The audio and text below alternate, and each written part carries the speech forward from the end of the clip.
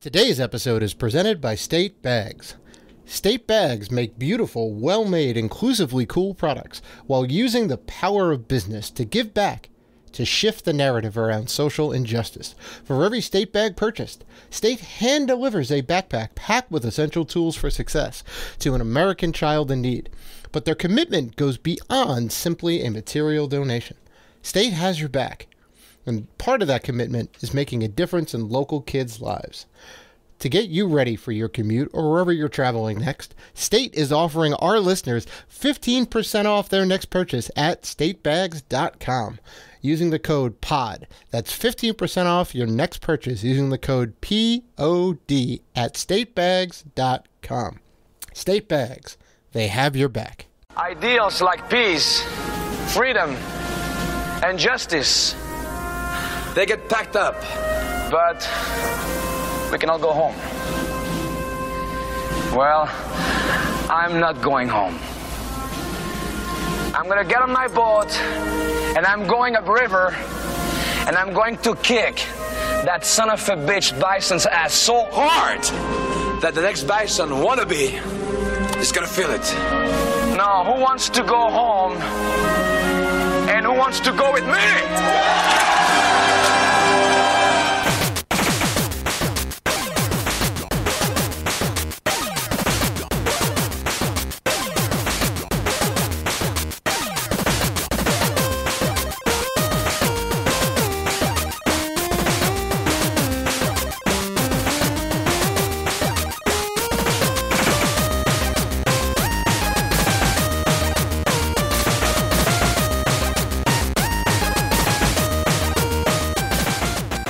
Welcome to the Rated G for Gamers podcast, episode 245. Before we start the show, we want to thank all of our wonderful fans who have supported us. And if you want to show support for the Rated G Network, you can find us on Patreon at patreon.com/Rated G for Gamers. You can also find us on YouTube, Twitter, Instagram, and Facebook at Rated G for Gamers. And finally, please rate and review us on iTunes and Spotify. We appreciate all the love. And one final note before we get started, we have an amazing giveaway going on right now. Possibly the hottest game of the year, Cyberpunk 2077. We are giving away one copy for the system of your choice, PS4, Xbox One, or PC. To enter this contest, you must be following us on YouTube. You must like this video and drop a comment on what you're looking forward to in Cyberpunk in the comment section below. You can enter once per episode up until the launch of the game. And finally, this giveaway is open to U.S. residents only. Good luck to all who enter. I'm your host, Dave Rottino, and this is my co-host, Dan. It's almost Thanksgiving, Robinson. What's going on, man? It's our Thanksgiving episode. I totally didn't realize it. It is very much our Thanksgiving episode. This comes out 2 days before Thanksgiving, the majestic Turkey Day here in America. I'm very excited. I don't know about you. Wait. So in America we do Thanksgiving. What do they do in Canada? Canada has a day. Canada has Boxing Day. I think that's possibly a thing. No. First of all, Boxing Day is a thing after Christmas in the UK. Okay. Chip, God save the Queen, chip, cheerio, and all that sort of rubbish. Okay. Mr. You know what? Hey, I don't. Hey, Mr. Potter, you must come in, Mr. Potter. All right. That needs to stop because it started off like okay, and I'm like, all right. I think it was pretty good. I think my UK accent was pretty good. I just want to know one thing. Yeah. I want to ask our UK brethren out there. Okay. UK brethren. Okay. Why do they call it the elevator a lift? But what if you're going down? It's not lifting anymore. It's descending. Do they have two names for it? Do they say, hey, I want to get on the lift when they're at the bottom floor and they want to go up? Or do they say, hey, I want to go into the descender? Because it's all you always no matter what, you always start off on the ground floor, right? Yeah, so you're lifting. Exactly. When you're on the ground floor, but what if I'm on a 30th and I want to go down? But how did you get to the 30th floor? You started off at the bottom. Yeah, but now I'm at the top and I want to go down. Exactly. Just like Drake said, started at the bottom, now we're here. Okay. Right? And you took the lift. Well, guess what? Now I'm here and I'm going to go back. All right. But you took the lift up to get there. Okay, but why don't I go down? I want to go down. You can't really call it a D-lift. I don't think they do that. I just want to know why they call it. I just want to know why they do that. That's all I want to know. Okay. So there's two mysteries we need to solve. One, why is it only called a lift? And two, what is the holiday they celebrate in Canada? Because we definitely don't know, and we need answers to this. I think they don't celebrate anything. It's just November 25th.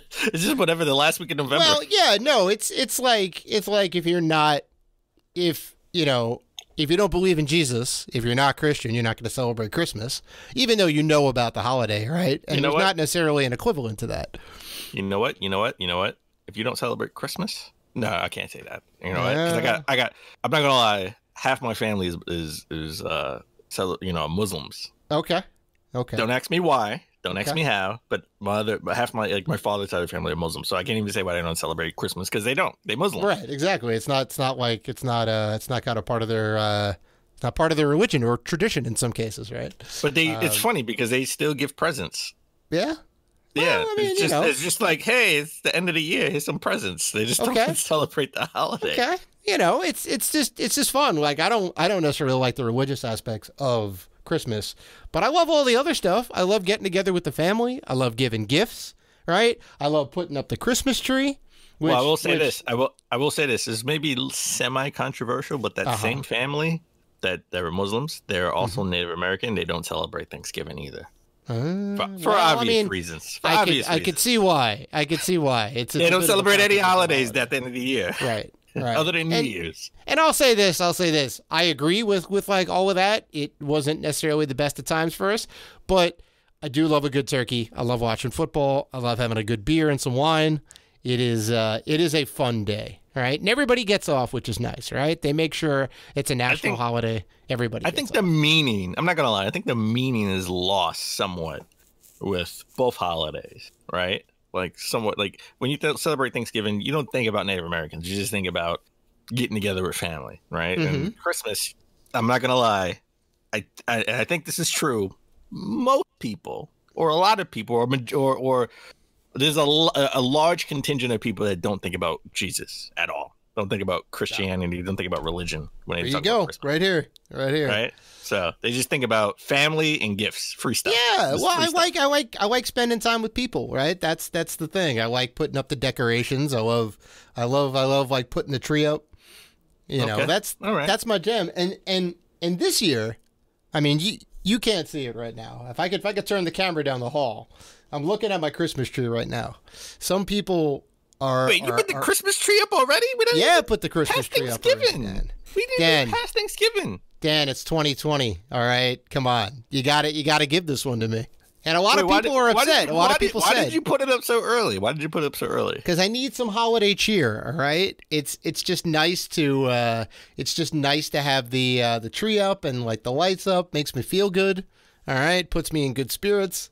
So okay. I say, why not? Right? You do you in your house. That's perfectly fine. Right? And I'm still going to go home and celebrate Thanksgiving with the family. Right? It's going to be me and mom and dad. My brother's not going to come up for a number of reasons. But it's just going to be us. It's going to be a small little get together, and it's going to be great. So I'm still celebrating both. I'm just getting in my Christmas holiday cheer a little bit early. I will say this. Mm-hmm. It's always interesting to me. It's been fascinating to me throughout the years. As I become an adult and meet new people, and meet new people from all walks of life, to see how different our Thanksgivings are, right? Like other than the turkey, there's always just everything. There's nothing synonymous, right? Like everyone doesn't have the same thing other than a turkey. You're talking about the food wise. The food, well, yeah, Thanksgiving, because I'm part Native American. I don't think about Thanksgiving other than the fact that we're getting together with family, right? Sure. As an excuse to get together with family. Sure. I went to several Thanksgivings from different cultures, and I love that. Like seeing the different foods, different like dishes that people use. Like I grew up, we would never, ever have mashed potatoes at Thanksgiving. That is not something really? We have. No, oh my God, with the gravy on top? Oh my God. No, mashed potatoes is something to us. Yeah. I'm African American. Yeah. To us, mashed potatoes is something you have when you know, with meatloaf. Like that's that also works too. There's nothing else to cook. That also you don't know works too. Nobody wants a burger. Nobody wants, you know, meatballs. Oh no, no. You don't like it like drenched in the brown gravy with a little bit of corn on the side. It's nothing that is not something that we look forward to. Oh my god, I love. You know what's even better than mashed potatoes? Garlic mashed potatoes. Step it up. Okay, I mean, I know garlic mashed potatoes too. We don't. That's not something that we look forward to. We look forward I love it. I love it. We look forward to them baked mac and cheese. Okay, baked mac and cheese. We look forward to the collard greens and sweet potato pie, not pumpkin pie. Sweet potato pie. Okay. I can get behind all that. We didn't have we never had mac and cheese with the Thanksgiving dinner, but I can see it, right? Because it's a nice baked mac and cheese, not Kraft. Sure. Kraft, not that stove. Stove crap. Yeah. Does it have like the breadcrumbs on top too, or only you don't do it with the breadcrumbs? Only you can see my face. Breadcrumb? No, we don't. Yeah. Okay. All right. No, I can still get behind it though, because it's like it's comfort food. So it all feels like it fits. The only thing that's green on a plate is collard greens. There's no salad. We don't have salad. Yeah. Okay. There is macaroni salad. We have macaroni salad. Sure. I don't like mayonnaise. Behind that. I don't like mayonnaise, so that's the only thing that's mayonnaise that has mayonnaise in it that I will eat. So fair enough. I do love me some good macaroni salad. Like deviled eggs. You do the yams, right? You do the yams. We do the yes. We do the yams. Okay, which is technically sweet potatoes. That's true, but we have it two different ways then, right? We have the sweet yams and we have this sweet potato pie. Oh, so that's what we do. You do the sweet potato pie with the meal, or you have it after? No, it's with the meal. It's not dessert. Okay, dessert's the pie.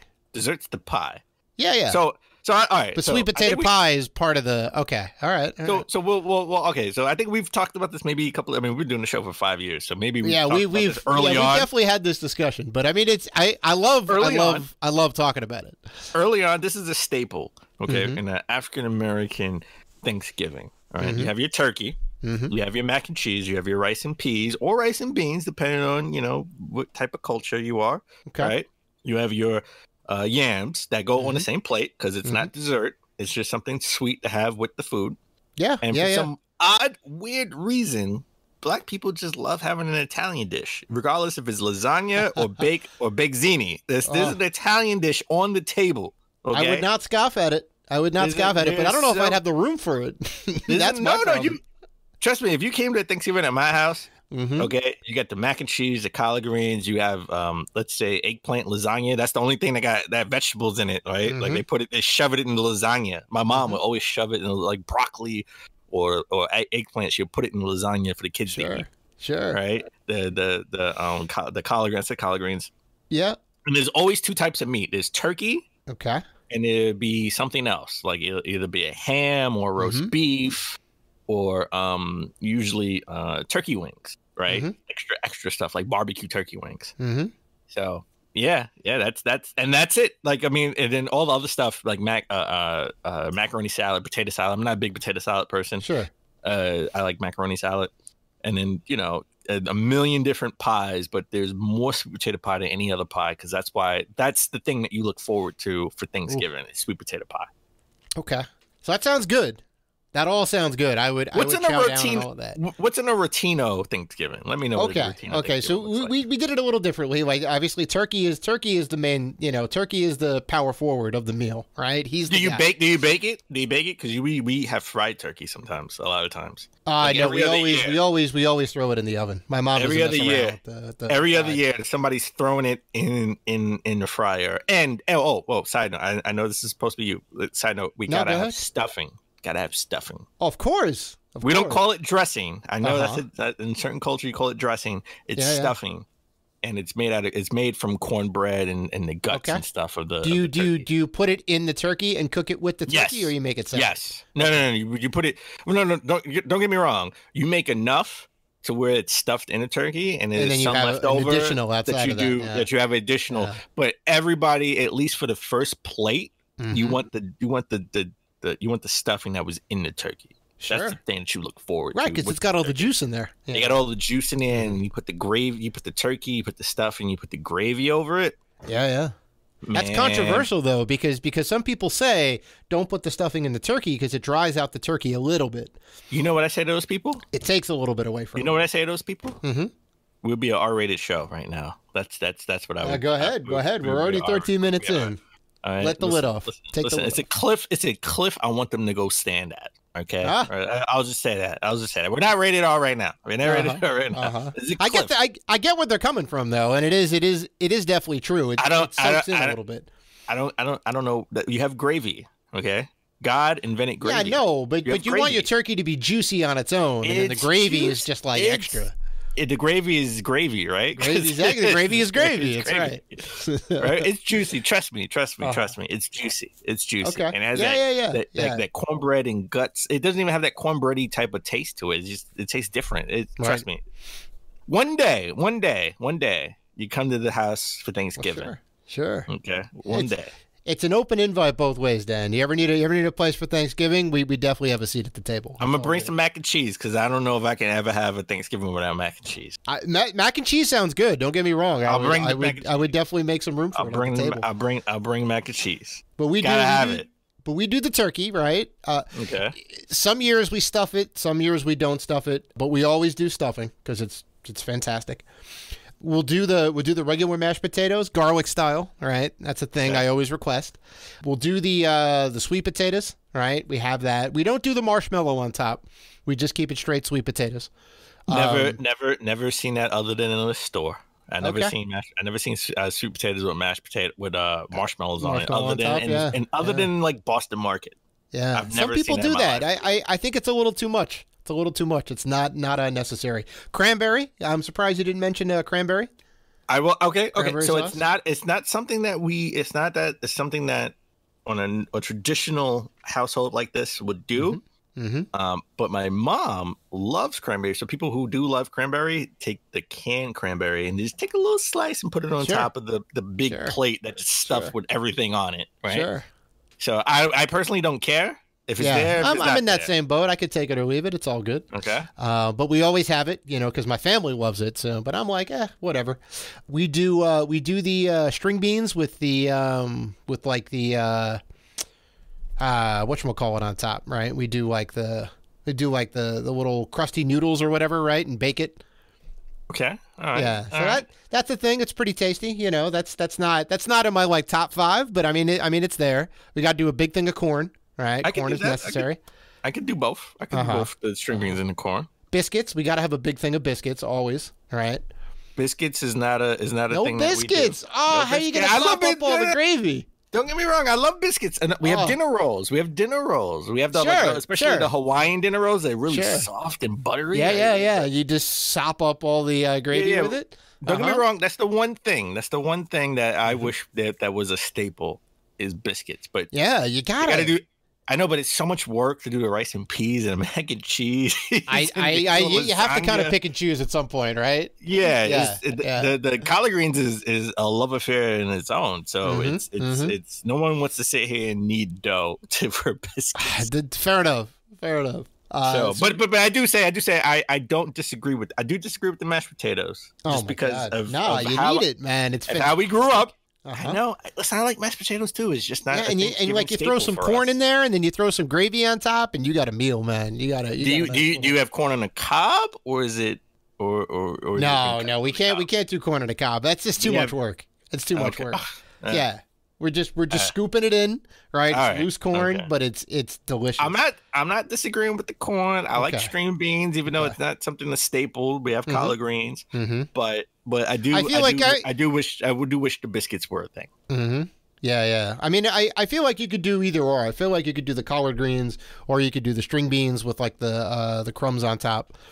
And then we also do pearled onions, right? We do onions in the like white onions in a nice little sauce.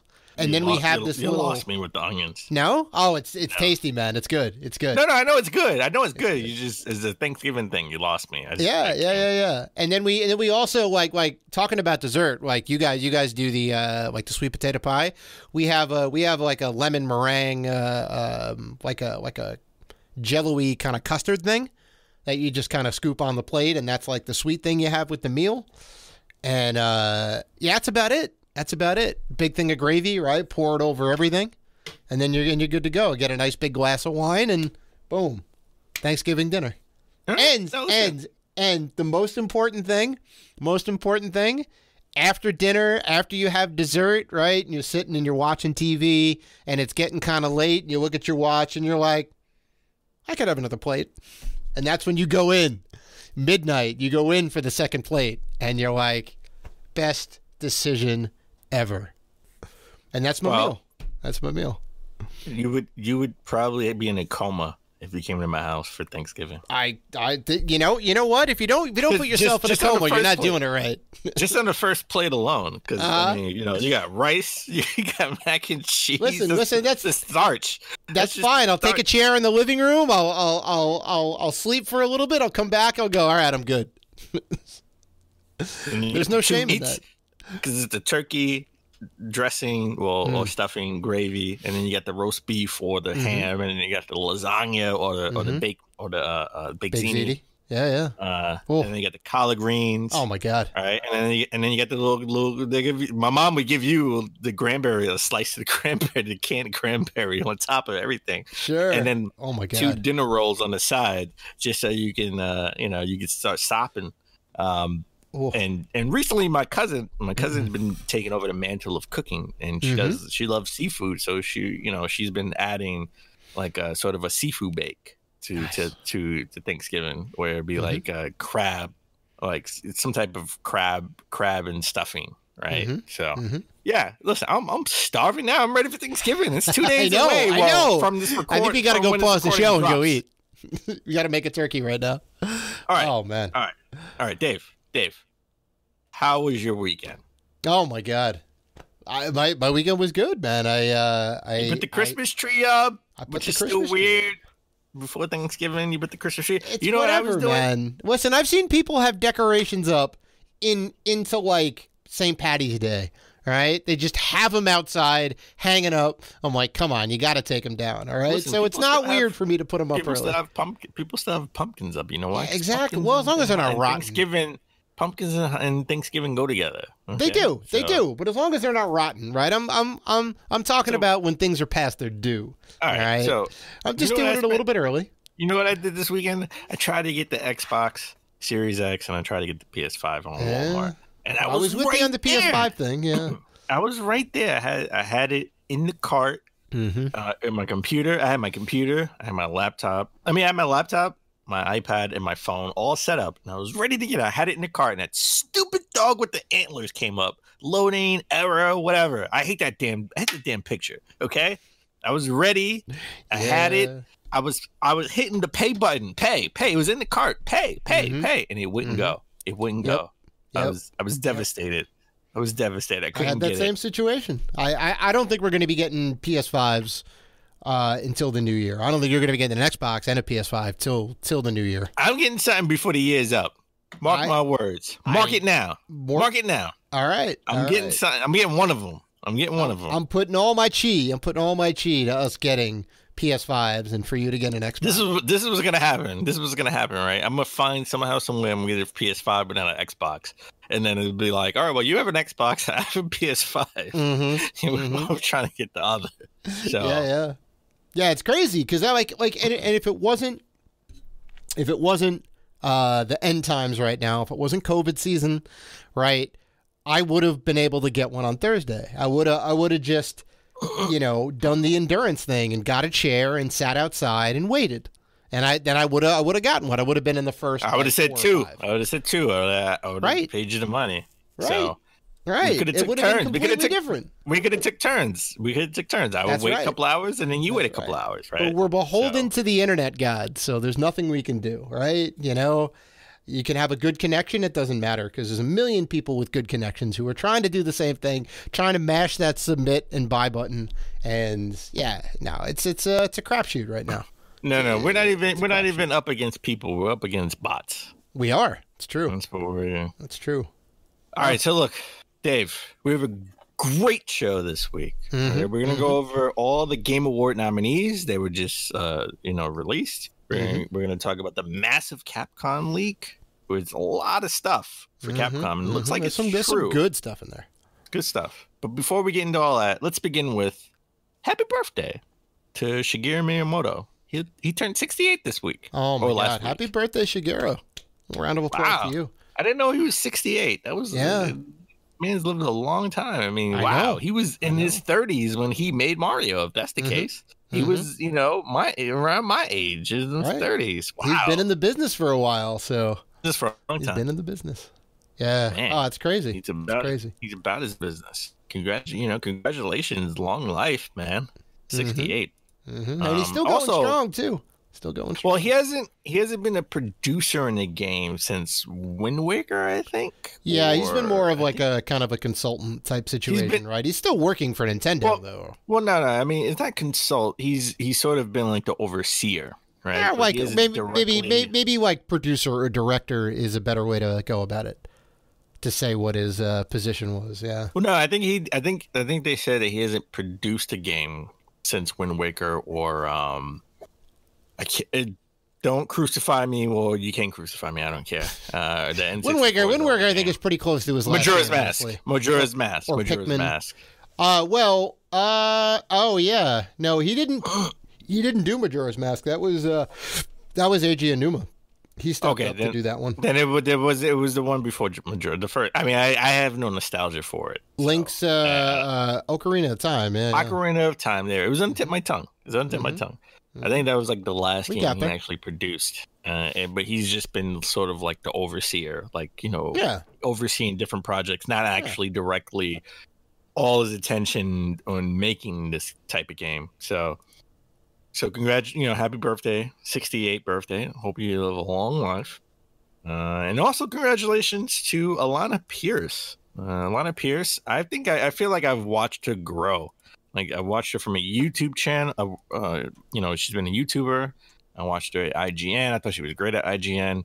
I definitely watched her at Funhouse / Rooster Teeth. Now she announced that she was leaving Rooster Teeth and working for Sony Santa Monica. Which is crazy because she was on Kind of Funny. She actually, I want to say at the beginning of the summer, she helped launch Kind of Funny's first Xbox podcast, right? And she didn't say anything about the PS5, and people thought that was strange. And that's because she knew she had a job at Sony Santa Monica, right? And it would be unethical for her to talk about the PS5 because she is a Sony employee. Right, so there you go. Big congratulations to her. I'm a big fan of hers. Don't agree with all her opinions, but I'm a fan of her overall, and I wish her the best. She's going to be a video game writer. She's also in Cyberpunk. She's also a character in Cyberpunk. Yeah. So congratulations to that too. She couldn't have picked a better studio to work for. All right, Sony Santa Monica Studio. Sony Santa Monica is, freaking God of War. I mean, come on. You don't have to say anything else. Like, they made God of War, and it was fantastic. It was our game of the year 2 years ago. And now she's going to be writing on that caliber of... She may even be doing the next God of War game. She may have a I doubt that, because, if that game is actually coming out next year, that game is pretty much done. I doubt she'll have any big influence, maybe little influence, right? But she may be on the team like towards the end, kind of smoothing stuff out, maybe. Yeah. So, big congratulations to her. I just want to say, well deserved. I'm a big fan. So, all right, let's get into the notable games coming out next month. As you know, December is always, usually, majority of the time, a quiet month with like one big game, and this is no different. All right, we got one major game, and that's really it. Everybody else has moved out of the way. So we have Immortals: Phoenix Rising coming out for PS5, Xbox Series X and S, PlayStation 4, Xbox One, Switch, Stadia, and PC. This is like the first game that's coming out on everything. December 3rd. That's a game from Ubisoft. I'm not actually looking forward to it. If you want to play, I think the demo is out now on Stadia exclusively. Oh, and we talked about that. Right. So a game that's close to your heart and your brother's, FIFA 21. Right, that's coming out for the PS4 the next gen version, PS5, PlayStation 5, Xbox Series X. Series X version has been out though. You sure about that? Maybe it's just backwards compatible. Doesn't have the upgrade. to the Series X. Maybe it didn't. Maybe they didn't put the patch out yet. I downloaded a ton of stuff for it. I'll have to take a look and kind of look back. From my knowledge, the next version is out December 4th. I think you may be right. So yeah, I'll have to fire it up. I'll have to fire it up and see. John Wick, the John Wick game, Hex, right? That's sort of that tactical John Wick game. It's a strategy game, I mentioned it. Yeah. That's coming out Xbox One. It's in the vein Switch. of like Gears Tactics and XCOM and all that, where you kind of move guys around the battlefield on like a grid.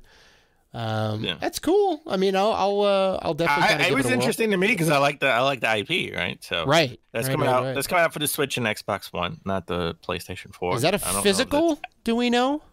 I don't know if it's physical, and I don't know if it already came out on a PlayStation and now it's just being released on other consoles. Because I don't remember it. I don't remember seeing it in the store, but maybe it's coming out now. I don't know.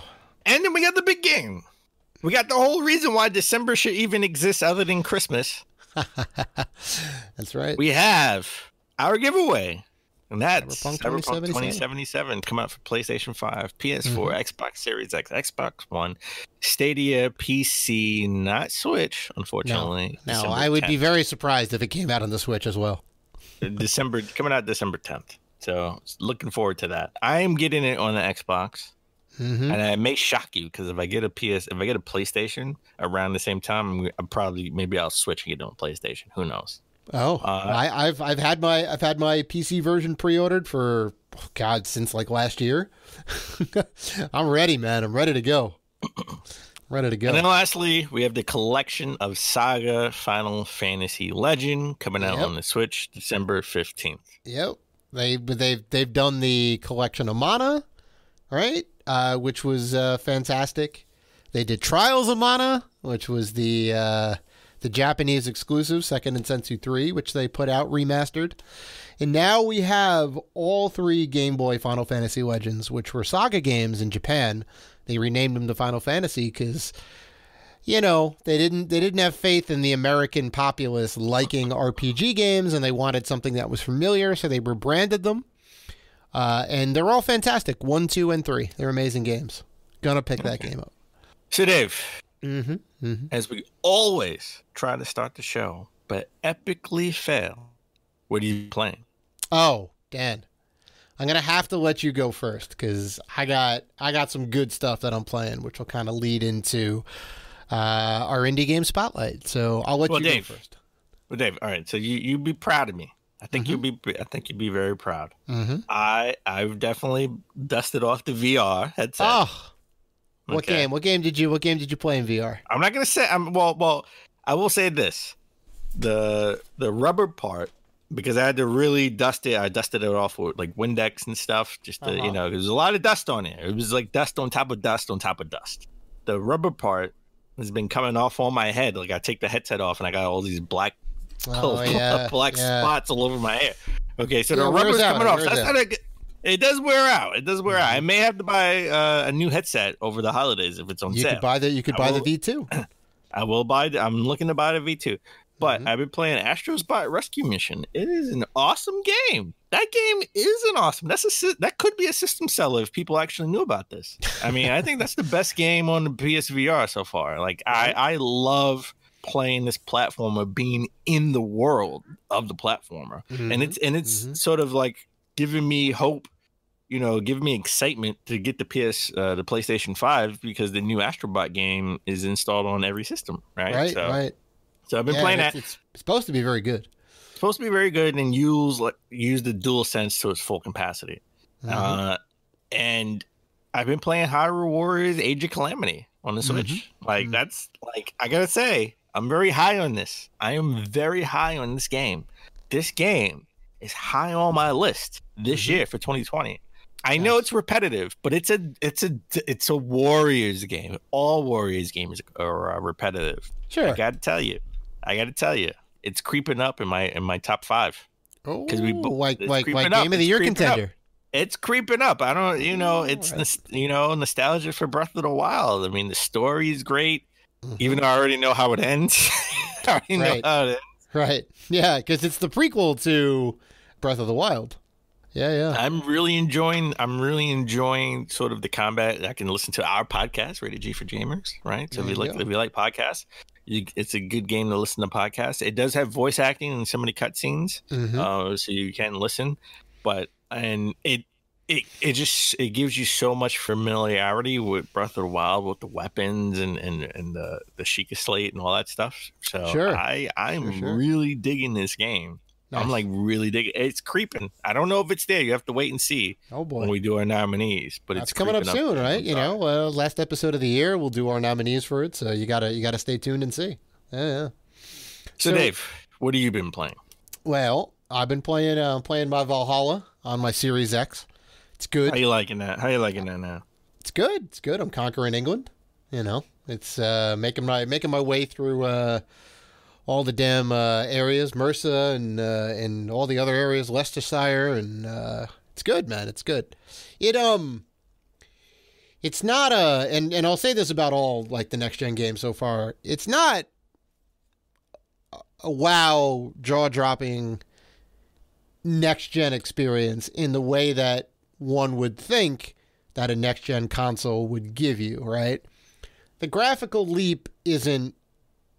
It's the least graphical leap ever, I think, because we've kind of gotten to a point where things have gotten so good, right? And we talked about it before. I think a big point that Sony and Microsoft were trying to make, and they have, is that this is going to be a performance upgrade, right? We're going to give you a next gen performance upgrade.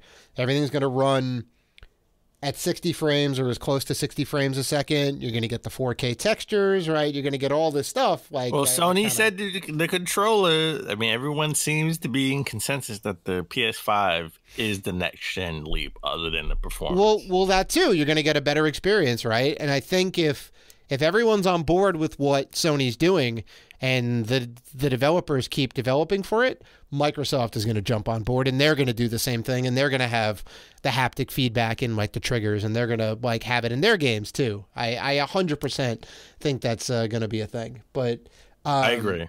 It's a good time. It's a good time. I'm loving it. I recommend it. It is a little less of an Assassin's game and more like a Viking simulator. So just kind of know that going in. Okay. I'm also playing Demon's Tilt on the Series X because I realized something, Dan. I realized that I still couldn't beat Demon's Soul, so you had to get Demon's Tilt. Demon's Tilt, yeah, right. No, is it like Kirby? Is it like Kirby Tilt and Tumble? No. So I realized that I still have the Game Pass. Somehow, some way, I got an extra couple months of Game Pass. So I said, I'm going to download a ton of games. And Demon's Tilt is the spiritual successor to Demon's Crush and Alien Crush on the TurboGrafx 16. Right? They were those like hell-themed pinball games and the like alien futuristic style pinball games. Okay. This is 100% that. So somebody made Demon's Tilt with like updated graphics and all that. It's great. It's free on Game Pass, so I highly recommend it. And then I also been playing, and this is the indie game spotlight. This game called Carto, right? And this is a game What game is this? Well, we saw this at I believe E3. It was part of somebody's indie game showcase. And Carto is a game where you play as a young boy, and you go off on an adventure, right? So you start off on this one island. But it's very tiny. It's only like 2 squares, right? So as you like walk around the island, you pick up different map pieces.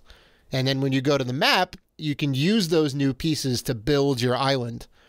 And depending on how you put it together, like certain things will happen, right? So if you put the forest tiles together, you'll like create like a sheep herder or something. And then you can walk over to him and he'll have a quest for you. So you have to keep like rearranging the island to make different things, and then someone will give you a puzzle and you have to use the island pieces to put it all together. It's a trip, man. But it's beautiful. It's got a really good art style. The music is great. It's super cute. It's sort of top down like a Zelda game, right? Yeah, it is. It is very much. And you basically get to build the world. And like how you put the pieces, you can rotate them and spin them and move them around any way you want. It's really cool. And they have a lot of cool puzzles in there. I'm about this game a lot. I think it's like pretty solid. And I'll be honest, I haven't played any game like it. Right? I don't think I've played a game that's puzzle like this where you get to like manipulate the game world and build your own map, and that's part of the puzzle solving. So I got to give them credit. I forget who the developer of this game is. The developer is, it looks like developer is Sunhead Games. Okay. Publisher is Humble Games or HD Network Inc. Right. It looks like they're out of China, technically. Okay. So it's a world-altering puzzle mechanic type of game. Yeah, that's what it looks like. Yeah, you can like legit. Cool. You can legit take the tile that you're standing on and rotate it around, and then you come back to the game world and it's completely changed. It's good stuff though. Highly recommend it. Free in the game store. So if you have Microsoft Game Pass, check it out. Okay, we're going to talk about Game Pass a little bit later in the show, but why don't we take a break, and when we come back, we'll get into the top gaming news of last week. What's up, everyone? This is Lily Zaldivar from Viz Media, and you're listening to the Rated G for Gamers podcast.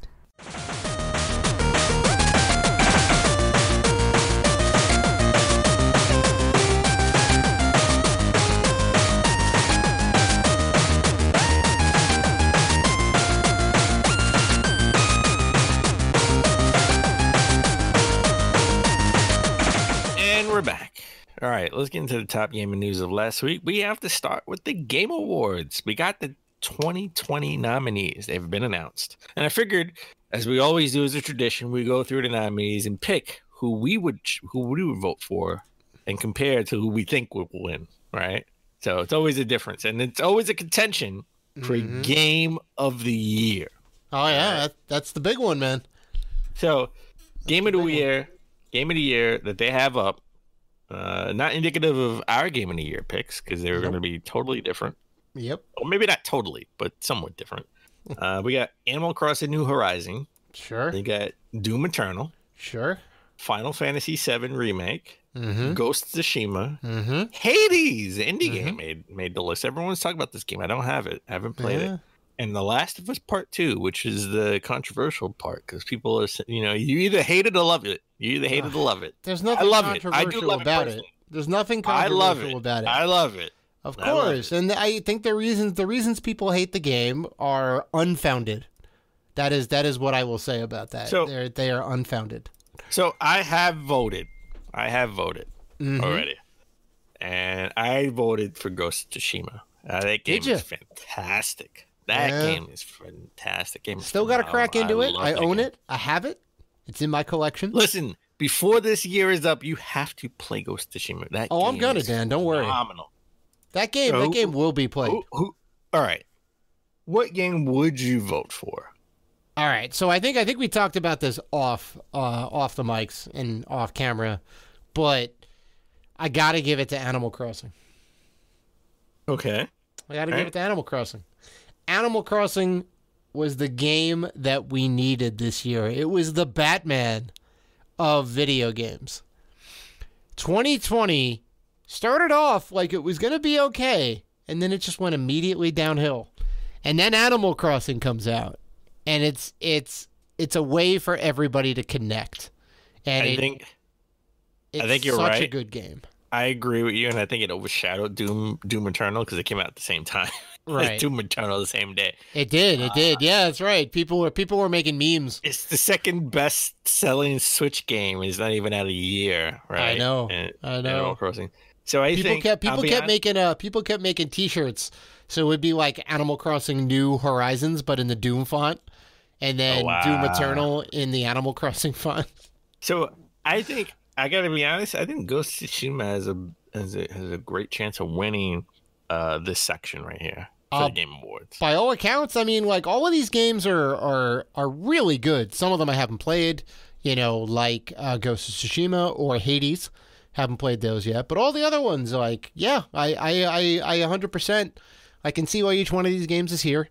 It's not surprising. I mean, it seems to be the MO of the Game Awards to always try and sneak in a indie game, right? Celeste was the darling like 2 years ago. They slipped that in there. I don't think Hades will win it. I don't think it has a chance. Personally, that's my personal opinion. I could be surprised. Maybe. Yeah. And look, it's a lot of tough competition. I'll tell you. Yeah. When we saw I liked it looked good, right? Like to me, it looked good. I think when we saw the Stadia, I think it was at the Stadia event. Was it at? Mm-hmm. It was at one of these smaller events, and I said, Hades looks pretty good, but I would never name it Game of the Year. Yeah, well, I mean, Animal Crossing definitely deserves. Doom Eternal, I didn't think personally. It's just my opinion. I know you liked it; you were high on it. Final Fantasy VII Remake, definitely high on my list. Right. Right. Last of Us Part 2. I can see why certain critics didn't like the game as much. Like, I mean, they still scored it high, but it didn't get a perfect score. Right. Compared to some of the fans didn't like the game, and again, a lot of it, I think personally, because it was leaked out. And I have my own issues with the game too. But Ghost of Tsushima, I think, will take this. Like, I think it was phenomenally and fantastic. So let's go with best game direction. Okay. Let's go with best game direction. So the direction of the game, we have The Last of Us Part 2. Yep.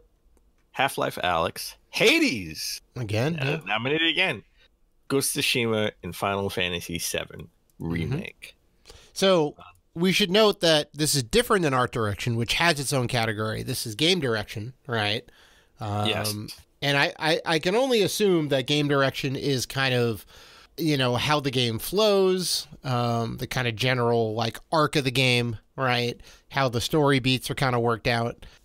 And there's some solid picks here, right? They all have strong story components, right? They all have a great gameplay loop. Some of them I've played, some of them I've kind of read about. Yeah, I don't know. I mean, I would maybe have to give it to either The Last of Us 2 or Ghost of Tsushima, maybe. I voted for Ghost of Tsushima just because the direction of the game. I was floored. Yeah, I was floored in all facets of the game, but I definitely liked the game direction. Has a very good tone, right? Yeah. I would say they described the game direction as award for outstanding creative vision and innovation in the game direction and design. That is the actual full description. If you go to the Game Awards website, and I awarded it to Ghost of Tsushima. Much it was a hard. I haven't played Half-Life Alyx, and a lot of people are going to vote for this, and I think it's a chance that Half-Life Alyx will win this category. But for me personally, I think it was between Final Fantasy VII Remake and Ghost of Tsushima, and I think Ghost of Tsushima just eked out just that much. So that's what I voted for. All right. So, after that, we have Best Narrative, described at the Game Awards for outstanding storytelling and narrative development in a game. And we have 13 Sentinels. I don't know that game personally. Aegis Rim, yeah, I haven't heard of it either. We have Final Fantasy VII Remake, Ghost of Tsushima, of course, Hades, and The Last of Us Part 2. All right. Let me guess, Dan. You're going to go with Ghost of Tsushima again? No. I voted for The Last of Us Part 2. People, and this goes against what most people thought about the game. People really had a big issue with the story in the game, and I thought the story was fantastic. I especially the ending of the game, right? It was really emotional for me. Like, I thought the storytelling was fantastic in this game. So best narrative direction to me goes to The Last of Us Part 2. I thought it was unfounded, some of the criticisms to it. I think personally, most, if not all of it, was unfounded and very vitriolic, and they didn't really put it in a very cohesive or adult manner. They just got very angry and shouted at the internet, and it was like, that's not going to help your argument any. I think, you know what? I think we're in agreement here. I think the Last of Us Part 2 for the narrative, that game was strong. Yeah, it made me feel. Let me be very clear about my criticisms of The Last of Us Part 2. Yeah, go ahead. I criticized the game for the second half of the game, right? Spoilers, slight spoilers if you haven't played The Last of Us Part 2, which is kind of already out there. I'm not gonna get into too much of the details, but one half of the game you play as Abby, one half of the game you play as someone else. Okay, and you did that in the reverse order, I think. Well, yes. Sorry. So big spoiler for those of you who haven't played it. Yes, you play the second half. You play as Abby. I totally forgot. Well, now the cat's out of the bag, but it's fine out of the bag because there's still a lot of story beats. You don't know why you're playing as her or how the story gets all intertwined. But yeah, it's like a Halo 2 thing, right? You're playing as one person and then you play as somebody else. My issue is when you play as Abby, it's just too long. Okay, I think. Yeah. And they try to make you sympathetic to her plight. Not telling you why they want to make you sympathetic, right? But they want to make you sympathetic. I think it's necessary. If they're going to put you in her shoes, then you need to be able to have enough time to understand the character. So if you didn't get put in her shoes, then I would say that it's all just kind of fluff. You don't really need all that because you don't need to be sympathetic to the character, but they wanted you to feel, they wanted you to feel and get, well, I don't know who the villain is, Listen, is this person the villain or is this person the villain? I could have played the whole game as Ellie, right? And they could have added some other beats to that and made playing as Abby, the controversial figure. They could have made her DLC. That's my argument. Okay. That's fair. All right. Because the game is about 26 hours long, and you play 13 hours as Ellie and 13 hours or 10 hours. It's a long as game. Abby. Yeah. It's a very long game. It's a very long game. Mm-hmm. And I just think that Abby could have been DLC. Right. Personally, that's just my personal opinion. That was I had no problem with the story they told. I just had a problem with how they told it. Mm-hmm. So, but I had no problem with the story overall. Mm-hmm. So. All right, let's get into best art direction. They describe art direction as outstanding creative and or technical achievement in artistic design and animation. They have Final Fantasy VII Remake, Ghost of Tsushima, Hades, Ori and the Blind Forest. Ori and the Will of the Wisp. Will of the Wisp. I'm looking at Ori and the Blind Forest. Right. And The Last of Us Part 2. Yeah. There's a lot of repeats here. There's a lot of same game nominated for multiple categories, which is interesting. Well, I got to say, Ori in the Will of the Wisp definitely has a great art style. Sure does. I definitely like Ghost of Tsushima as far as art style wise. Yeah. I had to give it to. I voted for Final Fantasy VII Remake. Wow. I thought the art design was incredible, right? It was. Like it was good. Like what they did for their remake, looked totally different than all the other previews we saw of Final Fantasy VII, right? Yeah. So I had to give it. I had to give it to Final Fantasy VII. I thought it was great. I'd probably have to say I think it's a toss up between Hades and Ori, to be honest. Okay. Yeah, it was pretty unique. As much as I love my Final Fantasy, don't get me wrong. And I guess you definitely love your Final Fantasy. I do, but it has some issues. It has some issues with it. I'll be the first person to admit. Ghost is also up there too. Ghost is very strong. I think Ghost will win it. To be honest, I think it may because they definitely went in and did their work. They have a Kurosawa mode. You can play it in like the black and white, like the old samurai movies. Like they knew that someone's going to say, oh, it would be really cool if we could do this. And they're like, no. It's already in the game. So, yeah, it's going to be a tough category. It's going to be tough. Next, we got Best Score in Music. So this is inclusive of the score, original songs, or licensed soundtrack, right? Mm-hmm. And we have Doom Eternal, which I think is deserving to be nominated. It's a brutal soundtrack. Phenomenal tracks. It is a brutal soundtrack. Final Fantasy VII Remake. Also Hades, good. Yeah. Ori and Will of the Wisp, and The Last of Us Part 2. Mm-hmm. To me, this was a toss-up between Doom Eternal and Final Fantasy VII, but of course, I voted I voted for Final Fantasy VII. Did you? Yeah. Okay. Yes, because that song, oh my God, the theme song, I just can't get out of my head. Oh, I know. It's perfect. It's love perfect. that song. It's That song good. is amazing. It just, I can't get it out of my head. Mm-hmm. So I had to give it to that. But it was close between Doom and Final Fantasy. I think I may have to agree with you. I think it is also Doom and Final Fantasy neck and neck. I'd have to give it to Final Fantasy just because it's Final Fantasy, man. I mean, music is on point. And then we have Best Audio Design, which is different in score and music. It's recognizing the best in-game audio or sound design. Right. And that goes to Doom Eternal, Half-Life Alyx, Ghost of Tsushima, Resident Evil 3. Resident Evil 3. Finally, yeah, getting some respect. And The Last of Us Part 2. I would again, Half-Life Alyx, I'm sure probably would win I think it's gonna win this. I would probably nominate it if I actually played it, because I didn't play it, I can't nominate it. I think it would be between Ghost and Doom for me, and I voted for Doom. Right. I think part of the problem with Half-Life Alyx is that it's VR only, and you have to have a good enough rig to be able to play it. It's not like it's PSVR, right? And it's not like it's a general console or general PC game.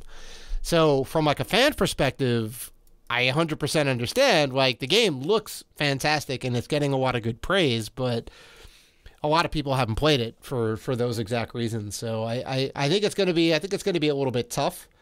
You know, I could see it winning any number of these categories, but I can't get hyped for it because I haven't really been in that world. I haven't played the new Half-Life yet. So, yeah, I mean, maybe I'd go Doom or maybe I'd go Resident Evil. Hard to say. Okay. Hard to say. Well, Last of Us 2 also strong, you know? So, The Last of Us 2, I think it's going to take... Somebody's going to take this from The Last of Us 2, and that's best performance by an actor. Okay? Well, it's an individual for voice over acting, motion, and performance capture. And we have Ashley Johnson for Ellie, Laura Bailey for Abby. I'm not going to even go... From The Last of Us Part 2. I'm not even going to try to pronounce these names, but Daisuke Tsuji. There we go. He played Daisuke Tsuji. He played Jin from Ghost of Tsushima. Logan Cunningham in Hades, and Naji Jaterm, Miles Morales. Jaterm, Spider-Man, Marvel's Spider-Man Miles Morales, which, again, another game I haven't played. If I don't get the PS5 this year, I'm going to get Miles Morales for the PS4. Because you can. It's cross-compatible, man. It's not exclusive. Could be game of the year. So I got to get it. I'm going to go with Ashley Johnson for Ellie. Because Ellie's performance she's solid. was amazing. Solid. And emotional. It took me places I didn't know I could go. She was amazing. So I'm going to go with that. This is another thing that didn't really I didn't play a lot of these games, and that's games with impact. Games for impact. Thought provocative. Games for impact is for thought provocative game with pro social meaning and message. And I didn't play a lot of these games. I know If Found, Kentucky Route Zero TV edition. Was it Spiritfarer?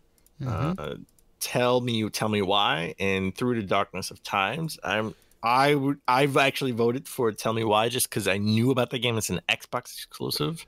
I knew a lot of the plot of that game, and that's a game I'm definitely looking forward to. I know they have a physical edition; it's on Games Pass right now, but I will play it eventually.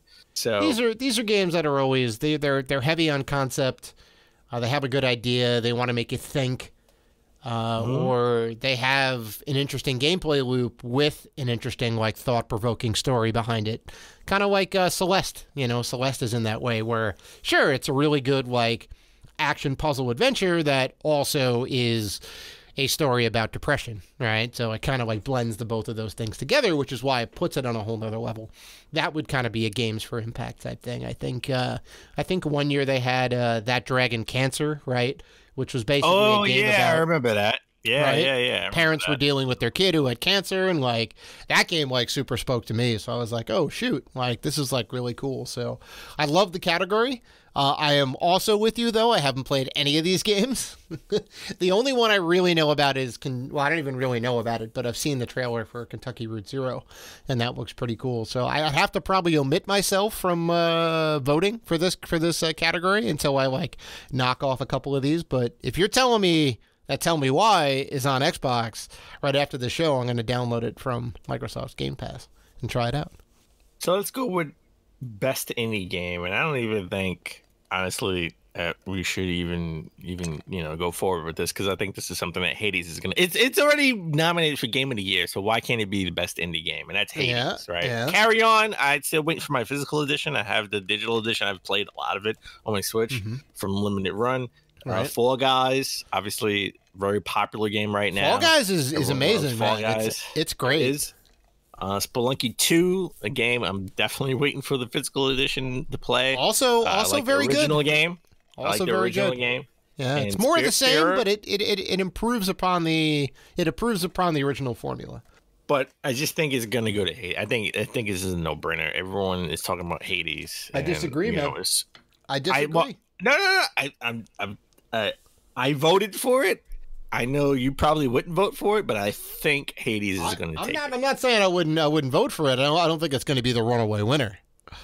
Wow, you don't think this is going to be the runaway winner that everyone? No, I mean, look, I would make a Shake Shack bet that Hades isn't a shoo-in. I honestly don't know if it's going to win. I would take that bet. That's a surefire bet right there. I would take that bet. So you're gonna give me a 4 out of 5 chance of winning here. I'll take that. Because you have a 1 in 5 chance of your game winning. What other game other than Hades will win? No, it's not a 1-to-1 situation. I'm just thinking Hades isn't the only game in town here. Hades is the runaway winner. No way. Fall Guys is strong. Spelunky is strong. I would take that Shake Shack bet in the heartbeat. You want to do that right now? You want to do that right now? Hades wins or Hades doesn't win. That's the bet. That's the bet. Hades wins or Hades doesn't win. That's the bet. I take that. I'm not going to do that. I'm not going to do that. You're not a man of your convictions. Look at that. But I will. Well, I'm just. I'm not. You made the bet. Well, here's the thing, though. Here's the thing, though. It's not a runaway winner. These other games, and you can't make a bet on that, right? Hades is a strong contender. Hades will win. Hades is a strong contender. Hades is a strong contender, but I would not be surprised if they don't win. You're backing out of your bet. You made the bet. No, I'm not. Because I'm not saying Hades isn't a strong contender. I'm saying it's not the only game in town. That is different than saying Hades isn't going to win. I'm not saying it's not strong, but what you're saying is none of the other games are strong. And I would say Fall Guys and Spelunky none of the other games are strong enough to withstand Hades' wrath. That's what I'm saying. We'll see. That's what I'm saying. We'll see. Hades is going to win it, hands down. Mm-hmm. Let's take it to best VR game. And this is something that I think Half-Life is going to take, hands down. We have Dreams, right? Which is good PlayStation game. Yeah, Half-Life you can make your own VR games. You can make your own. It's crazy. I know, it's a creation game. We have Half-Life Alyx, a game I haven't played, but everyone keeps pushing this game. So I think this is going to win this category. Marvel's Iron Man VR, which I played, and I think I talked about it, or maybe we talked about it off camera, off mics. I like the concept, but the control was a little wonky for me. So I did feel like Iron Man, but it was just it kept putting me out of places where I had to recenter it all the time, and it drove me nuts. So I like the concept. I do like the concept. It needs to be redefined for PSVR 2. It just needs a little work. Star Wars Squadrons, something I want to pick up on Black Friday. But you know how I feel about games that are, it's essentially a flight simulator, in Star Wars. In The Walking Dead, Saints and Sinners, haven't heard much about this game. So I'm definitely I don't know about that one. Half-Life Alyx. Yeah, I think you're right. Half-Life Alyx, or maybe Dreams for like the ambition. It is a very good game, and it is full featured. You can make some crazy stuff in there. Like people remade Final Fantasy VII within Dreams. That's true. They made a lot of games within Dreams. Yeah, and had to take it down. It's really cool. It's like the 3D version of Little Big Planet. All right, so let's go over a couple of more. We have the best action game, which is Doom Eternal, Hades, Half-Life Alyx, Neo 2, and Streets of Rage 4. I voted for Streets of Rage 4 because I loved that game and I knew it wasn't going to get any love. I know it has zero chance of winning against the others. That's why I voted for it, to give it some love.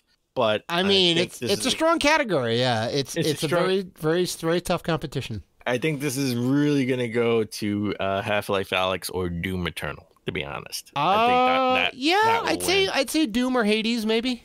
And not to be confused, because the best action game is categorized as the best game in the action genre focused primarily on combat. Not to be confused with the best action adventure game, which is action adventure game combining combat with traversal and puzzle solving. Right. Which a little is more open worldy style.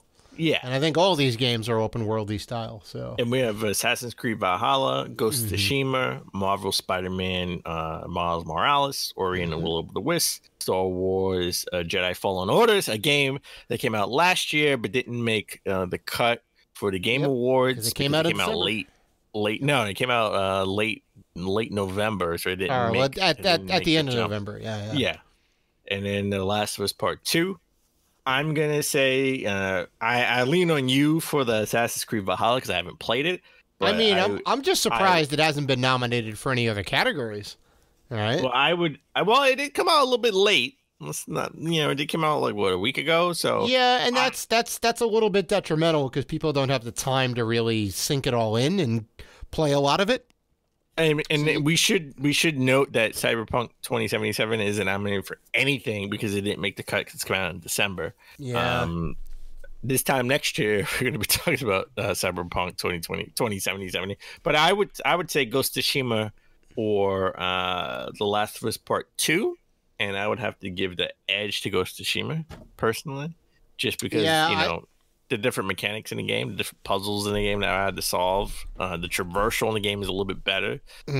So I would give it to Ghost of Tsushima. Well, I did give it to Ghost of Tsushima. You love Jedi Fallen Order. Was it not as good as Ghosts? I love Jedi Fallen Order last year. I know, but it's on the list though. Put up against Ghost of Tsushima and The Last of Us Part 2 doesn't hold a candlestick to it. Wow, candlestick doesn't hold the candle. Doesn't hold the candle. It doesn't hold the candlestick. It doesn't hold the candle. It doesn't hold the lighter to light the candle. It just doesn't hold anything. I get it. Dan doesn't like Star Wars. It's okay. I love Star Wars. I just don't. It just wasn't that. It was a great game, and it was my personal game of the year last year. I know we gave it to Death Stranding collectively, but my personal game of the year. It was neck and neck though. Like those were the two top games.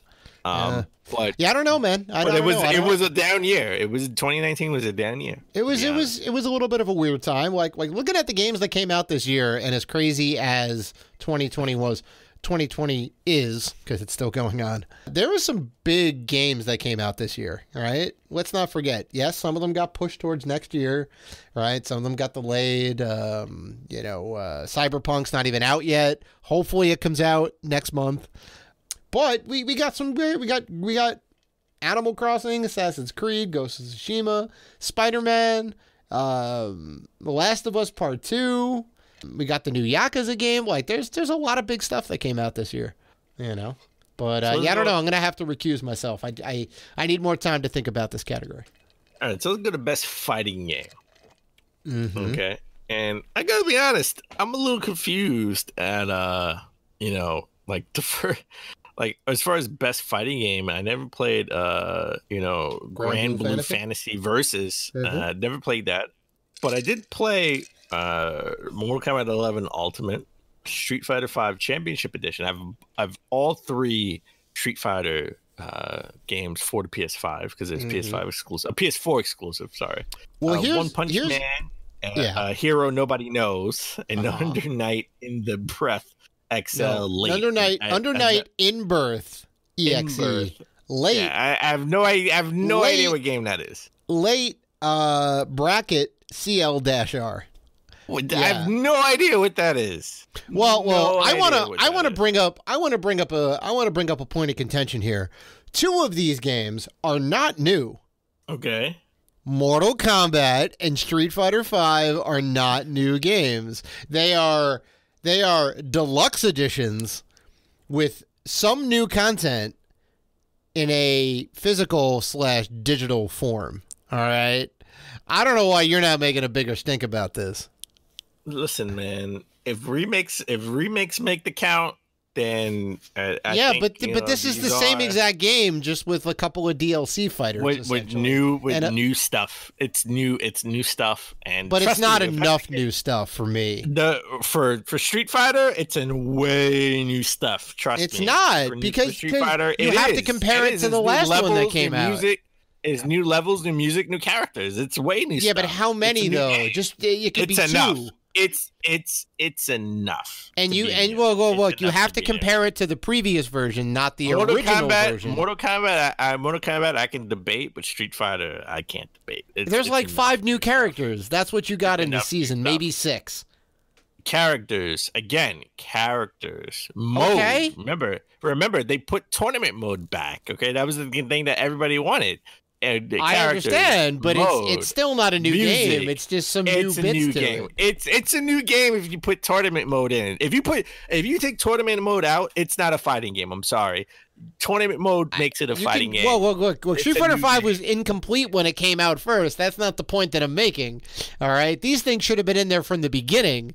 So to give it an award nomination because they fixed. But now it's there. But to give it an award nomination because they fixed all the things they should have had to begin with is not a reason to nominate it. Oh my God, Link's Awakening is not a new game. That's not a new concept. It's new art style with a new dungeon. That's it. That's all. That's all. They did more than they did to nominate Resident Evil 2, which was only new because it didn't have enough new stuff. It just looked different. That's it. It was the same game. I would disagree. It was the same game. Street Fighter Championship Edition is a new game. Because in Resident Evil 2, it's a new game. In Resident Evil 2, they reworked all the game mechanics. They added in a bunch new modes. The graphical style was completely It's the same game. overhauled. You can't spoil it because if you played it back in the day, it's the same ending. It's the same. It's the same story. It's the same ending. It's the same beginning. If you played it back in the day, they changed a lot of spoiled. You already know. But they changed a lot of things gameplay-wise in the game. To me, that would kind of push it over the edge. They put tournament mode. Tournament mode is fighting games. That should have been in there from the beginning. It doesn't matter if it should have. It wasn't. I'm not gonna give credit. I'm not gonna give credit to. I understand. Capcom dropped the ball. That's a new mechanic, technically. If that's but that's why I'm not getting. But that's why I'm taking a shooter. That's like saying you have a shooter and you can't shoot, but now they put shooting in it. Yeah, and that's why I take umbrage with it, Dan. That's the whole point. But you can't knock it because I can knock it because they didn't have it to begin with. So what?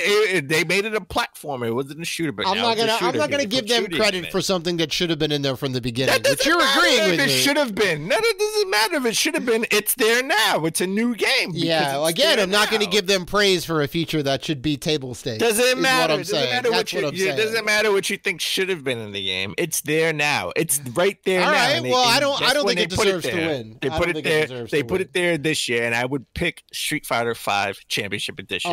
Just to spite me is what you're saying. I'm gonna go back and change my vote because I think I voted for Mortal Kombat, but just to spite you. You voted for the game which you already had umbrage with. You're like, I don't know if it should be on this list, but I'm gonna nominate it. No, you gotta give it to Grand Blue. You got to give it to Grand Blue Fantasy, which is a solid game, a brand new game. It's not better than Mortal Kombat or Street Fighter. Even One Punch Man is not even better than. Get out of here. Grand Blue Fantasy is a fantastic game if you haven't played it. It's not better than One Punch Man. It's you haven't played One Punch Man. Oh, boy. Yes, I have. Oh, all right, we need to move on. We gotta move on. We're going to go to the best family game. We're going to go to the best family game, okay? Now, if you need a description for best family game, I don't know what's wrong with you, but it's the best game that's appropriate for the family play. I was not expecting that. Oh, that threw me for a loop. Yeah. It's pretty self-evident. It's pretty self-evident. It's the best game appropriate for family play in retrospective of genre or platform. Okay, yeah, it's a game for your family. Yeah, it's a game everybody can play. There you go. It's right in the name. Animal Crossing New Horizons. Sure. Crash Bandicoot 4, which I you know what? It shouldn't even be nominated for how hard it is. Families would hate this game. Fall Guys. Yeah. Mario Kart Live Home Circuit. That's a toy. That's a toy. Not even a game. It's a toy. I take umbrage with that. That's a toy. Yeah, I mean, it's Minecraft Dungeons and Paper Mario, the Origami King. The Origami King. Whatever. The game sucked. I didn't like it. It wasn't a great Paper Mario game. Yeah, I mean, a lot of people had some issues with it. I would give it. I did vote for it, and I think it's going to take it. Animal Crossing is going to win. I agree. I think that's going to take the win. Yeah. That's gonna definitely take the win. Now I'm gonna bring this category up because I just know what you're gonna say. Okay, I know what I'm going to say, but I know what you're going to say. And that's best sports / racing game. Okay, we have Dirt 5, F1 2020, FIFA 21, NBA 2K21, and Tony Hawk Pro Skater 1 and 2. The remake. So I want to know. It's a remake. It's a remake. It's not even an original game. It's a remake. So, okay, well, you're the one that voted for Mortal Kombat 11, which is the same game with some I just changed it to Street Fighter 5, which is the same game with some new stuff. It's a different game. It's a different game. It has tournament mode. Different game. All right, congratulations. I'm glad it has tournament mode. Thank you. Out of spite, I voted for NBA 2K21. So which one? So I want to know which game do you think I would vote for? I voted for NBA 2K21. That's what I voted for. Out of spite. It's solid. I played the demo. Tony Hawk. I thought it was very good. I knew you would pick Tony Hawk. Tony Hawk is the greatest game of the century, Dan. There's no doubt about it. This is number one game. Oh, my God. Number one game, man. Tony Hawk Pro Skater 2 was classic, and it was great. And they brought so many new gameplay features into Tony Hawk 1 and 2. They completely reworked the skating physics and all that. They made all these little tweaks to the game, as well as overhauling the graphical engine, as well as overhauling the Creative Park mode and the Creative Skater mode, adding in tons of new challenges into the regular gameplay. And also, like, outside of that, they reworked the career mode, and they've been consistently patching the game, fixing problems, and adding new content to it. So, I'm sorry, they put Final Fantasy VII levels of effort into Tony Hawk 1 and 2. No, they put Street Fighter 5 effort into it. Yeah, because now it has tournament mode in Tony Hawk. Yeah, now they have tournament mode. Now it's a new game. A new game. I'm sorry. It begins and ends with Tony Hawk 1 and 2. That game is going to win. And it's not going to win. That game is going to win, man. NBA 2K is going to win. FIFA's good too, don't get me wrong, but I didn't think FIFA was a monumental difference over 20, so I can't get too excited. I love it. I buy it every year. Was 19 a monumental difference over 18?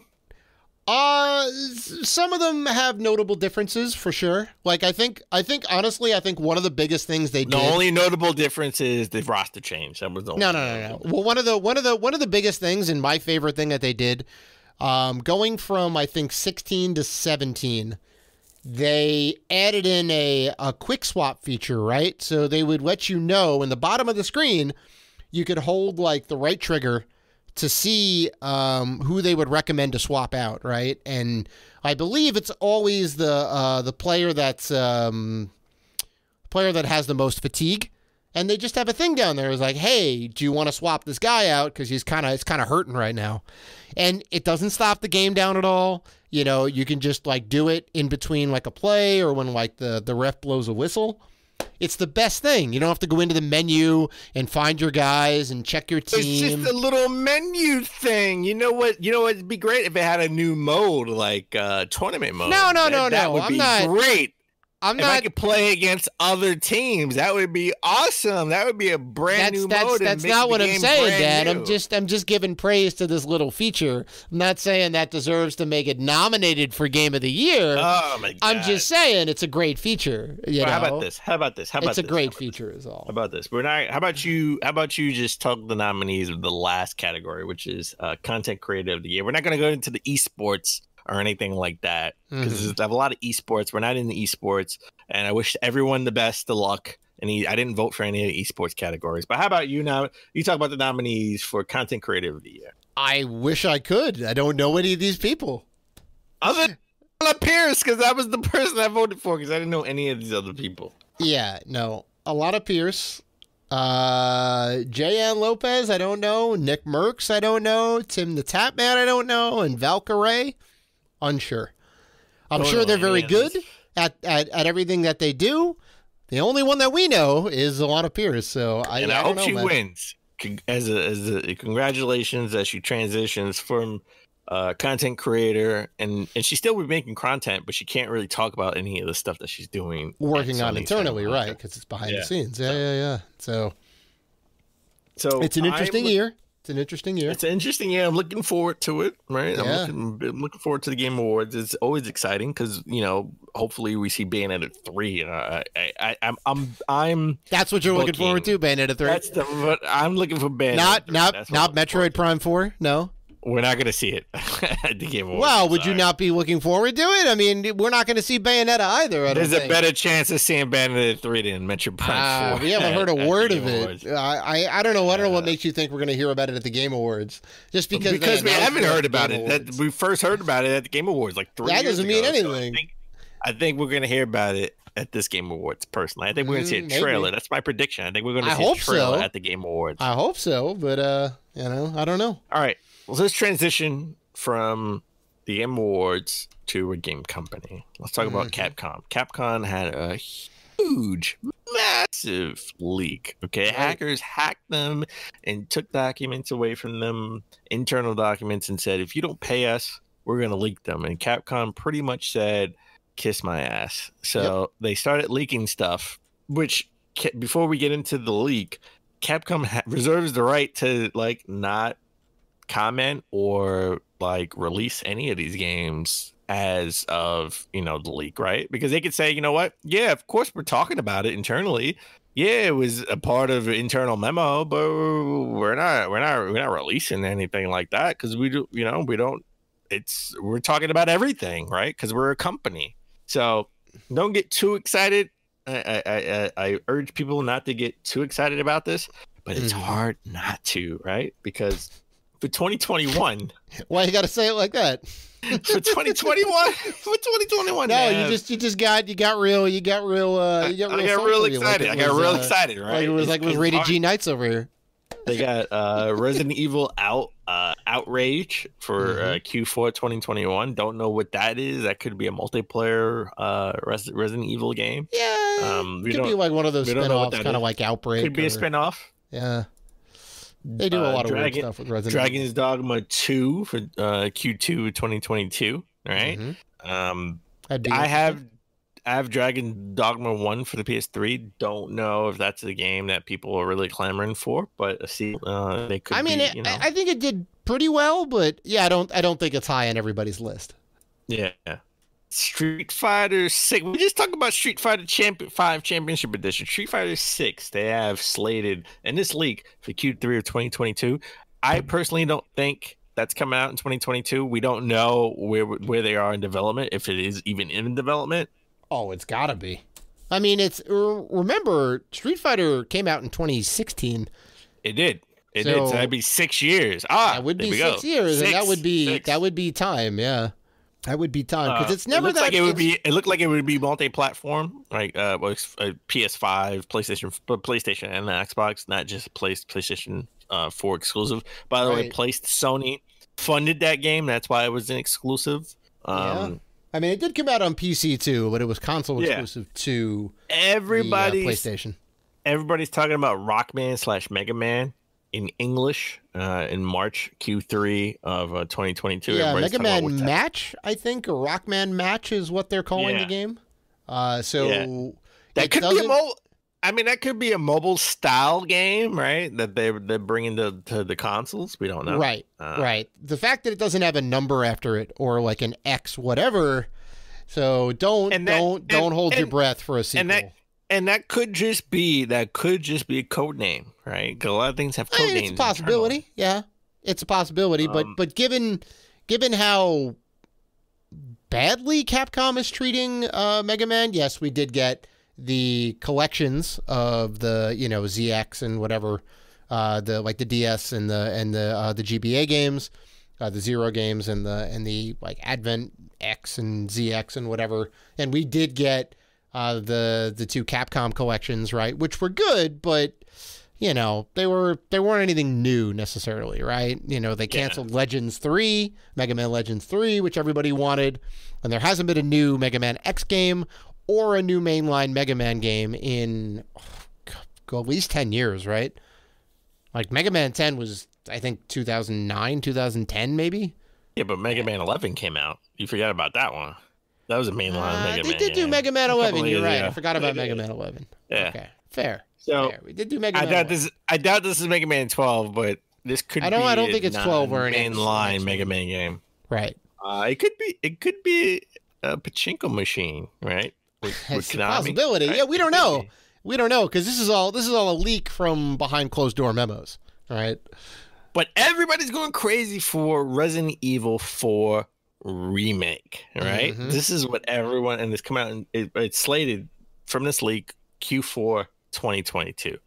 Everybody's going crazy over this, saying, "Oh my God, we're getting a Resident Evil 4 remake." It's a game that we thought we wouldn't get a remake of because it was so great. And I said, no, Resident Evil 2 remake went great. Resident Evil 3 sold okay, also did well. Right? It Yeah, did well. yeah. So of course, the last one on the list should be Resident Evil 4, right? That's the one that needs the big remake. It's arguably the best one in the series. Everybody loves it. They've been remaking it.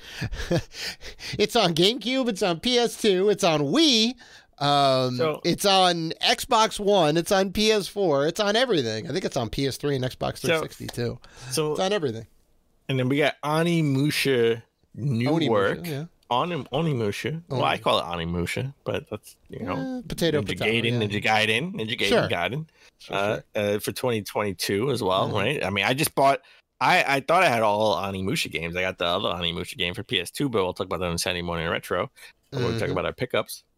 We got Biohazard Apocalypse, which is Resident Evil in Japan, right? So what kind of game is that? And that's supposed to come out in 2023. They have a slated Super Street Fighter 6 for 2023. So they're going to put out Street Fighter 6 in 2022 and Super Street Fighter 6 in 2023. Oh yeah. I can see that happening, definitely.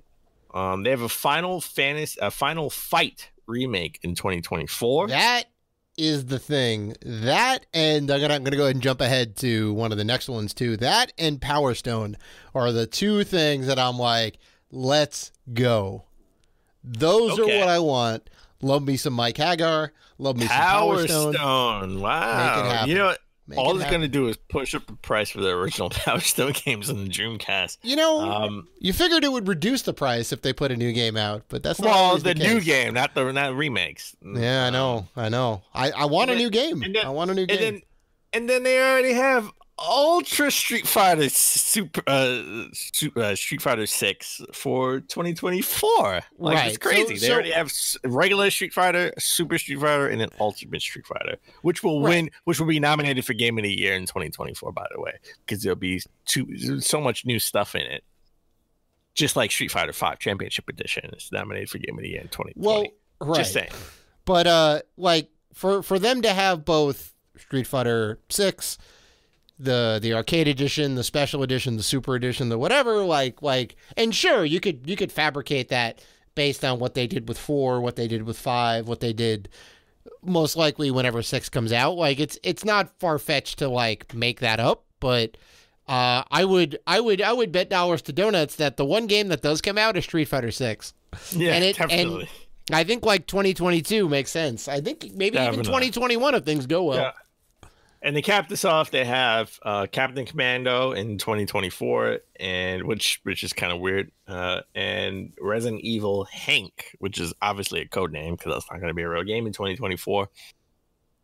They have a great generation. Like if this is the generation they have slated for, Gen 9, that seems pretty damn good throughout the next 4 years. Capcom's stepping up. Capcom is stepping up. Stepping up, and they had like a new Ace Attorney collection, right? That was another thing that they had in that leak as well. So Ace Attorney came out with like a DS exclusive, I think. It came out. I didn't see any Ace Attorney games. Everything was only for the DS. So I could see a collection coming out on the Switch. That makes perfect sense. But let's transition to PlayStation. Right? You talked about earlier Games Pass, and you know how you still have your Games Pass subscription. And you've been playing a bunch of games from Games Pass. So Sony Interactive Entertainment CEO Jim Ryan, in a recent interview, was asked about, does PlayStation have sort of a Game Pass answer, right? And he did say, yeah, we're working on something, but we have nothing to announce now. And I think that's a no-brainer, right? I mean, yeah, don't you want to have a service-based game economy where you put all your first-party games on there? Of course. I think eventually they will have, because PlayStation Now comes with a little bit of baggage, so I think they will consolidate and combine. They will rebrand it as something else, and it'll be PlayStation Now with a Games Pass type subscription involved inside of it, right? Where it's like you can stream games from here, from PlayStation, whatever. Let's just call it PlayStation Games Pass, right? You can stream games from here, or you can download it and play it, and you have all first party games. They may not come day and date, right? Because I don't think they want to do that. Because I think they want your $70, because games now are $70. But maybe first party games that come 6 months later. They would probably want you to come in, and it has to be the same price because it has to be competitive, because PlayStation Now sort of became sort of competitive with Games Pass as far as being $10 a month and downloading, not just streaming. So I think this is a no-brainer. I think they have to rebrand. It's not going to be PlayStation Now like people suspect. It's going to be consolidated, and we talked about it maybe 2 or 3 episodes ago, where Ubisoft consolidated all their services into one. So same thing. It just makes it a lot easier. Everything's under one umbrella. You know, you can access it with one account, with a single login. Everything's in one place. It's just better for the consumer at the end, you know? Yeah. Yeah. So. And you know, I'm with you too. Change the name. Make it something completely new. Make it something sexy that people want to jump into, you know, and there you go. I like the fact that when PlayStation Now first came out, it was on everything in Sony. It was on every Sony TV. My old Sony TVs had PlayStation Now, and I think it makes sense. And they could keep it that way. I just think they jumped the gun because people didn't adapt to it at first, and they jumped the gun and took it off the TVs. I think that was a mistake. They should have kept it on Sony TVs, because unlike Microsoft, they have platforms where they could have it and have a bigger reach, right? Because Sony makes hardware. Sony is a hardware maker. They make TVs. They make TVs and consoles. So, why not integrate it vertically? Why not just have the app on your TV always, and you can play games? But I think they should. I think they will going forward, to be honest. But let's talk about Microsoft. The Bethesda acquisition, and we say Bethesda, it's not really Bethesda, that's the parent company. You know, Bethesda is the parent, you know, they bought the parent company of Bethesda, but Bethesda is the big name. Microsoft sort of in a recent, well, a Microsoft executive in a recent interview, ZeniMax is the parent company of Bethesda, said that they want Bethesda games to either come out first or better on Xbox, right? And that just makes sense. That I still contend this is what's going to happen. This is the future when this deal actually goes through, because the deal hasn't gone through yet. I think we're either going to get like big games like Elder Scrolls or StarCraft or whatever their next are, the big StarCraft, RPG, Starfield. Sorry, yeah, StarCraft is Activision Blizzard. I think those games will come out on multi-platform because they're just so big. You want to get the money from other, you want to get the Switch money, the Stadia money, the PC money. You want to get the PlayStation money from those users. Those games are so big. I think smaller games like Dishonored, Doom, Fallout, maybe Fallout is smaller game compared to Elder Scrolls. I think those games will be exclusive to Xbox, where again, big RPG games. Because remember, Sony has Obsidian. I mean, not Sony. Xbox has Obsidian. Microsoft has yeah. They have Obsidian, and we saw that sort of Obsidian RPG, right? That they're working on. I forgot the name of it. It escapes me right now, but they have an RPG that's exclusive to Microsoft, to Xbox. So I think, again, those big RPG Bethesda games will be multi-platform, whereas smaller games will be exclusive. I think that's a pretty interesting take on the matter, because you can. I think there's two things you have to measure or weigh when you incorporate a big company like Bethesda, right? You have profit, right? Just profit across the board. How do we make the most amount of money on these IPs that we now own? And two, how do we get more console sales of our console, right? Those are like the two things, right? And exclusives are the way to get more console sales, right? When you can say only on Xbox, that makes it more attractive to buy an Xbox. That's true. So I don't know what they would do. Like I could see an argument for both. And it's compelling both ways, right? Do you want to make another couple $100 million by selling it on PlayStation, or do you want to get another 100,000 consoles or whatever it is by making this game exclusive? So I don't know what they would do. I mean, the new Elder Scrolls game has been in production for a while, so it may be that it is like cross platform. I wouldn't be surprised if they did that. Okay. But I also wouldn't be surprised if they kept it in house, if they was just like only on Xbox. I don't know. I could see it going both ways. I just think big games like Elder Scrolls would be multi-platform. I feel like the smaller Dishonored's and the smaller the Doom Eternal and the Wolfensteins. The Wolfensteins will be, and not that they're not AAA games. Only on here. Yeah. Only on Xbox. Games Pass day one. Right. And not that they're not AAA games, but they're smaller in their scope. Like Elder Scrolls, an Elder Scrolls game, to complete it like all the way through, it's going to take you like months. It's just way too much content in there. Correct. Like you could beat Doom in maybe 2 weeks, a couple of days, if you really powered through and then you played the bulk of the game. So, yeah. All right. Well, I mean, let's talk about Doom, right? Because it's already affecting Doom on the Switch. Doom Eternal is now officially no longer getting a physical edition, which is kind of sad, because it's an achievement that they got the original Doom on the Switch. Physical too. I own it, right? But they took out the multiplayer, which I don't care about personally, and they only had the single player on there. And I think this is contributing to them not having a physical edition for Doom Eternal for the Switch. It's just going to be digital only whenever it comes out, because we don't know. It's bait so many times. It's crazy. So I think this has definitely affected it, to be honest, if you ask me. And lastly, let's talk about Nintendo. So Nintendo, funny enough, I'm a big Nintendo fan and big Nintendo Power fan, and I own a lot of Nintendo Powers. I have like maybe 70, 80 different Nintendo Powers. I'm not trying to go for a full set, even though I have the first one and the last one, but I definitely want to get Nintendo Powers that have games that I'm playing at the time, right? So if it's on the cover or they have an extensive, exclusive like review of it at the time that I'm playing that game, I want to get that Nintendo Power.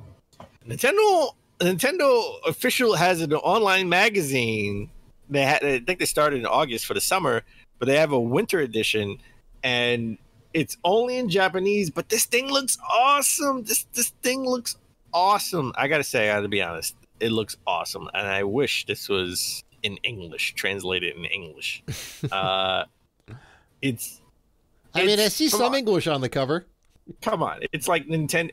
It's like branded Nintendo magazine, but it's in Japanese. Yeah. It's all in Japanese. It looks pretty cool. I'm so into this game. I'm so into this. I wish this was a real thing. Like you want the physical copies? Yeah. It looks very nicely designed. Physical copies. It looks very nicely designed. Well, nobody would buy it.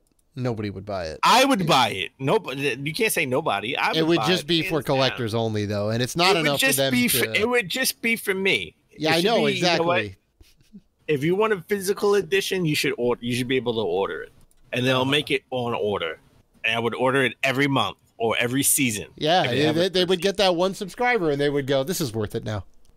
It does look great. Like I would be all about a physical copy of it, but I just don't think that's in the cards. Really? No, I know that in the cards. It's just I wish this was in English. Come on. Well, that too. Yeah, you wouldn't even be able to read it. I can't read it now. I mean, it's ridiculous. Like a little bit of it is. But they always do that in like Japanese. They always have like a little bit of English here and there for some reason. Yeah, wow. Oh, I'm just kind of like flipping through it right now because it's free online, so you can just go and like take a look at it if you know any Japanese or you're just kind of curious to check it out. But yeah, no, it's nice. It's nice. And I think on that note we're gonna end it. That's episode 245 in the books, folks. This is the pre-Thanksgiving episode, so we're not going to see you guys till next episode, which comes next Tuesday, which will be post-Thanksgiving, post-Black Friday, and we'll be pickups. Hopefully we picked up a PS5. Yeah. One of us. Yeah. So happy Thanksgiving to everybody. If you're celebrating, enjoy the holiday, enjoy the day off. It should be a nice time. If you want to interact with us, especially over the holiday break, and we know that you do, you can find us on Facebook, Twitter, Instagram, YouTube, and Patreon at Rated G for Gamers. And don't forget that we are giving away one copy of Cyberpunk 2077 for the system of your choice, PlayStation 4, Xbox One, or PC. To enter this contest, you must be following us on YouTube. You must like this video and drop a comment on what you're looking forward to in Cyberpunk in the comments section below. Remember that you can enter once per episode up until the launch of this game. And this giveaway is open to U.S. residents only. So good luck to all who enter. And finally, we are part of the Gaming Podcast Alliance. Check out all of the fine podcasts featured on there at gamingpodcastalliance.com if you're looking for more gaming goodness. So please listen, like, rate, review, and subscribe. And as always, keep gaming.